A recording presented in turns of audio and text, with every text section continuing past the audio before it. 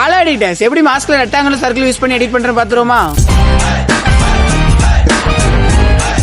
இவங்க ரெண்டு பேரோட வேலைன்னு கேட்டீங்கன்னா, இப்படி இருக்கிற ஆப்ஜெக்ட் வீடியோல ஆப்ஜெக்ட்டை டிஸ்போஸும் பண்ணலாம், அதே மாதிரி ஆப்ஜெக்ட்டை திருப்பி ரிட்டர்னும் கொண்டு வரலாம்.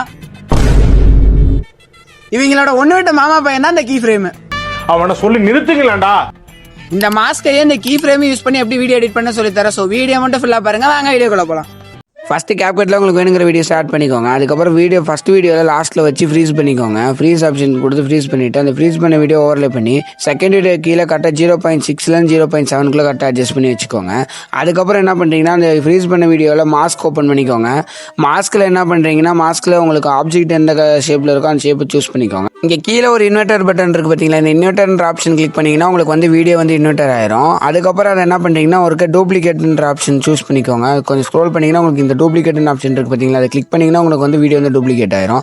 அதுக்கப்புறம் என்ன பண்ணுறீங்கன்னா, அந்த வீடியோவில் ஃபஸ்ட்டில் ஒரு கீ ஃப்ரேம், லாஸ்ட்டில் ஒரு கீ ஃப்ரேம் ஆட் பண்ணிக்கோங்க. லாஸ்ட்டு கீ ஃப்ரேம் இந்த மாதிரி நான் ஜூம் பண்ணுற மாதிரி ஜூம் பண்ணி விட்டுருங்க. அதுக்கப்புறம் என்ன பண்ணுறீங்கன்னா, செகண்டாக நீங்கள் டூப்ளிகேட் பண்ணி வச்ச வீடியோ அந்த வீடியோ கீழே கரெக்டாக அட்ஜஸ்ட் பண்ணி வச்சுக்கோங்க.